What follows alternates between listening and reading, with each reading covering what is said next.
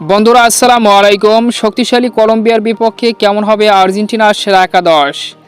চিলির বিপক্ষে ম্যাচ থেকে একাদশে পরিবর্তন আনবেন কি লিওনেল স্কেলোনি? কারা থাকছে কলম্বিয়ার বিপক্ষে আর্জেন্টিনার সেরা একাদশে? বিস্তারিত জানুন পুরো ভিডিওতে।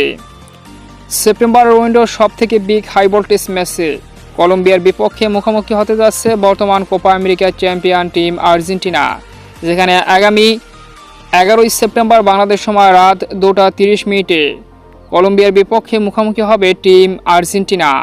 তো চলুন দেখে আসি যেমন হতে পারে আর্জেন্টিনার সেরা একাদশ। গোলকিপার পজিশন, যেখানে জায়গা করে নেবে এমিলিয়ানো মার্টিনেজ। চিলির বিপক্ষে দুর্দান্ত পারফরম্যান্সের পাশাপাশি রেখেছে ক্লিন শিট, তাই অটো চয়েস হিসেবে জায়গা পাবে গোলকিপার পজিশনে Emiliano Martinez. Right back position, যেখানে নাউহেল মলিনা নাকি গঞ্জালো মন্টিয়েল। চিলির বিপক্ষে আশানুরূপ পারফরমেন্স করতে পারেনি নাভেল মলিনা, তাই গঞ্জালো মন্টিয়েল সুযোগ পেতে পারে শুরুর একাদশে টিওয়াইসি স্পোর্টসের মতে। সেন্টার ব্যাক পজিশন, যেখানে জায়গা করে নেবে ক্রিস্টিয়ানো রোমেরো। চিলির বিপক্ষে দুর্দান্ত ছিল রোমেরো, তার পাশাপাশি অধিনায়কের আর্মব্যান্ড পরা থাকবে নিকোলাস ওতামেন্ডি, তাই এই দু সেন্টার ব্যাক থাকবে সেন্টার ব্যাক পজিশনে।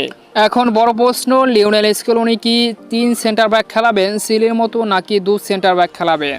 যদি 3 সেন্টার ব্যাক খেলান তাহলে লিসান্দ্রো মার্টিনেজ খেলবে তৃতীয় সেন্টার ব্যাক হিসেবে, আর যদি 2 সেন্টার ব্যাক খেলান তাহলে লেফট ব্যাক পজিশনে জায়গা করে নেবে মার্কুস আকুনিয়া, রদ্রিগো ডি পল, এনজো ফার্নান্দেজ। এখন প্রশ্ন, ম্যাক অ্যালিস্টার কি পরিপূর্ণ ফিট আছেন কিনা? যদি ফিট থাকেন তাহলে সে তো খেলবে অবশ্যই, আর তিনি ফিট না থাকলে লিয়ান্দ্রো প্যারাদেস অথবা লো সেলস থাকবে ম্যাক অ্যালিস্টারের জায়গায় মিডফিল্ড পজিশনে। Forward position, Julian Alvarez. এখন দ্বিতীয় স্ট্রাইকার হিসাবে লাউতারো মার্টিনেজ নাকি পাওলো দিবালা বা নিকো গঞ্জালেস, এই তিনজনের মধ্যে যে কোনো একজন থাকবে জুলিয়ান আলভারেজের সাথে। তো এটাই হতে পারে আর্জেন্টিনার সম্ভাব্য সেরা একাদশ কলম্বিয়ার বিপক্ষে টিওয়াইসি স্পোর্টসের মতে। তো সম্মানিত ভিউয়ার্স বন্ধুরা, আপনার মতে কেমন হতে পারে আর্জেন্টিনার ভয়ঙ্কর সেরা একাদশ কলম্বিয়ার বিপক্ষে? অবশ্যই কমেন্ট করে মতামত জানিয়ে দিন আমাদের কমেন্ট বক্সে।